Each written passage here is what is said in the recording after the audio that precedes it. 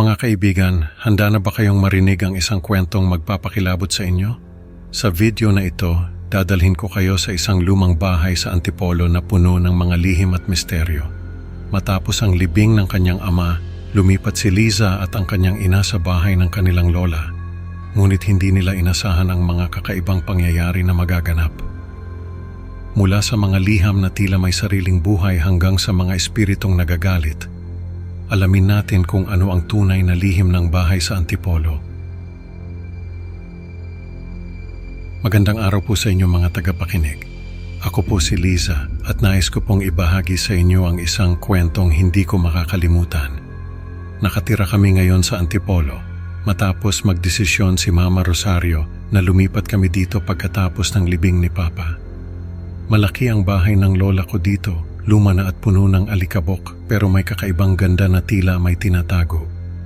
Lumipat kami dito para magsimula muli pero hindi ko inakala na ang bagong simula na ito ay magdadala ng kakaibang pangyayari sa buhay namin. Matapos ang libing ng aking ama, nagdesisyon si Mama Rosario na lumipat kami sa bahay ng lola niya sa Antipolo.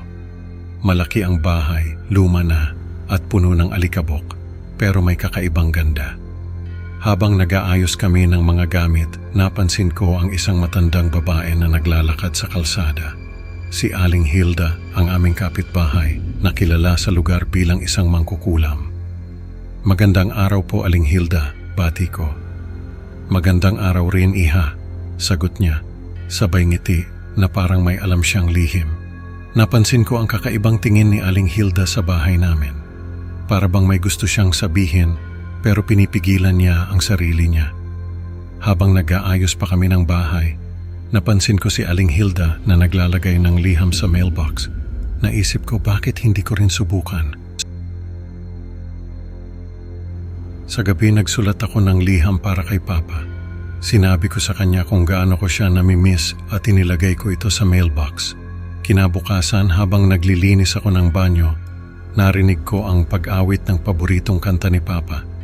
Nang tingnan ko ang salamin, may nakasulat na ano ang pinakanais mo. Kinilabutan ako at nagmadaling lumabas ng banyo. Hindi ko maintindihan kung paano nangyari iyon. Gusto kong bumalik si Papa at makipaglaro sa akin, bulong ko habang sinusulat ito sa isang bagong liham. Hindi ko inakala na ang simpleng kahilingan kong iyon ay magdudulot ng kakaibang mga pangyayari.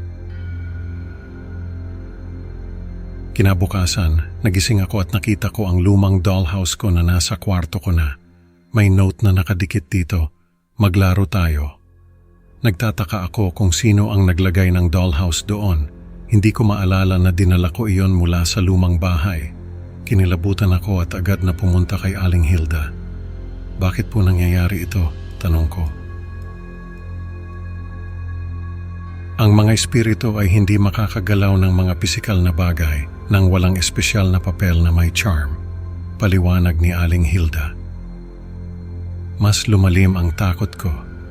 Ano ang ginawa ko? Bakit parang may mali?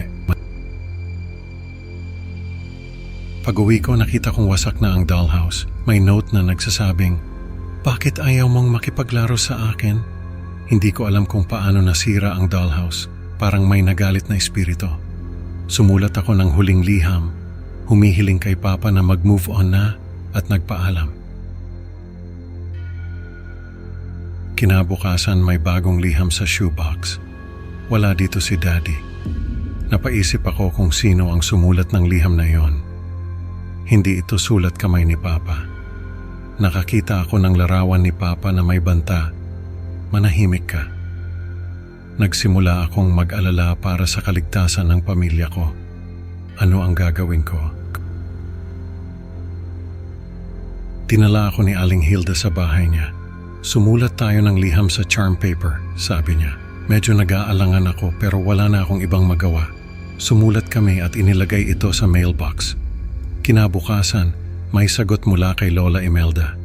May masamang presensya sa bahay. Nanginig ako sa takot. Sino o ano ang masamang presensya na iyon? Hindi ko alam kung ano ang gagawin ko, lalong lumalim ang takot namin. Kailangan natin ng tulong, sabi ni Aling Hilda. Tumawag kami ng pulis. Dumating ang mga pulis at natagpuan ang pamilya ko na patay. Pinaslang ng isang hindi kilalang puwersa. Hindi ko matanggap ang nakita ko. Parang bangungot ang lahat. Sa gitna ng kaguluhan, nakita namin ni Aling Hilda ang isang batang may itim na mata sa bintana. Nagbigay siya ng senyas na manahimik kami. Nagtapos ang kwento sa isang malamig na katahimikan. Takot ang bumabalot sa aming mga puso habang ang lihim ng bahay sa Antipolo ay nananatiling hindi pa rin nalulutas. Mga kaibigan, ang kwentong ito ay nagtuturo sa atin na hindi lahat ng lihim ay dapat alamin, lalo na kung ito'y may kinalaman sa mga espiritu. Maraming salamat sa pakikinig at huwag kalimutang mag-like at mag-subscribe para sa mas marami pang nakakatakot na kwento. Hindi ko na mahintay ang susunod na upload natin. Hanggang sa muli, mag-ingat kayo sa mga lihim na hindi dapat binubuksan.